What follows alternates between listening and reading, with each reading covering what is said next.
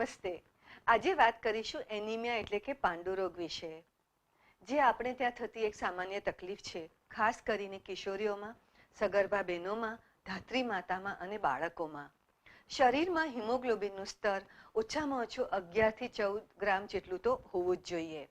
પણ આપણા દેશમાં ઘણી બધી તરુણીઓનું અને સ્ત્રીઓનું હિમોગ્લોબિન 10 ગ્રામથી પણ ઓછું હોય છે. જો હિમોગ્લોબિન ઓછું હોય તો થાક વધારે લાગે, શરીરમાં જાણે શ્વાસ વધારે ચડી જાય, કામ કરવાનો કંટાળો આવે, ઇવન બુદ્ધિ ક્ષમતા પણ લાંબે ગાળે ઓછી થઈ શકે છે. હિમોગ્લોબિન ઓછું રહેવાનું સૌથી અગત્યનું કારણ છે અસંતુલિત ખોરાક અને લોહ તત્વનું પૂરતા પ્રમાણમાં ન લેવું તે. તો હંમેશા ખોરાક સંતુલિત લેવો જોઈએ કે જેમાં પ્રોટીન પૂરતા પ્રમાણમાં હોય, જેમ કે દાળ, કઠોળ, શીંગ, ચણા, દૂધ, નોનવેજ વગેરે. લોહ તત્વ પૂરતા પ્રમાણમાં હોવું જોઈએ, જે આપણને મળે છે ઘેરા રંગની વસ્તુઓમાંથી, જેમ કે ભાજી, શાકભાજી, ખજૂર, અંજીર, બાજરો, કોકો, આવી ઘણી બધી વસ્તુઓ છે જે ઘેરા રંગની દેખાય તો સમજી લેવું કે આમાં લોહ તત્વ વધારે છે. વિટામિન સી અને B12 વધારે મળે તે માટે શાકભાજી છે, આમળા છે, ફળફળાદી છે, તે પણ પૂરતા પ્રમાણમાં લેવું જોઈએ. જો આપણે સંતુલિત ખોરાક લઈએ તો શરીર આ ખોરાકમાંથી પૂરતા પ્રમાણમાં હિમોગ્લોબિન બનાવી શકે છે. બહેનોમાં ક્યારે જો માસિક ચક્ર દરમિયાન વધારે પડતું લોહી પડી જતું હોય તો પણ હિમોગ્લોબિનના ટકા ઘટે છે.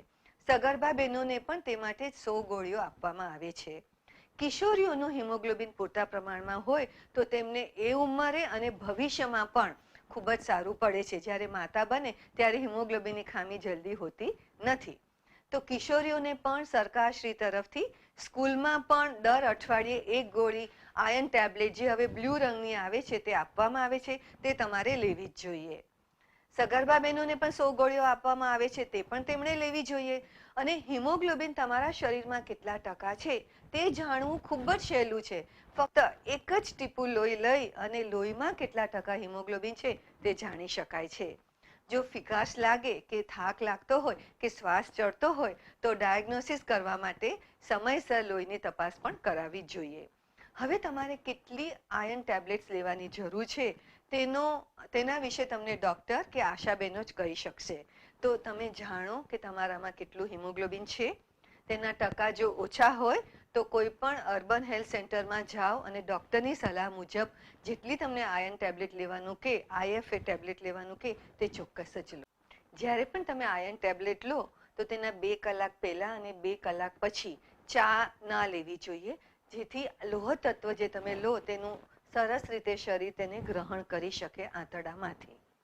અને ધ્યાન એ રાખી શકાય કે તમે જમવાના કલાક પહેલાં લઈ લો અને જમ્યા પછી કલાકની અંદર લઈ લો અને તે સમય દરમિયાન ચા ન પીઓ તો તમારું શરીર તેને સારી રીતે ગ્રહણ કરશે.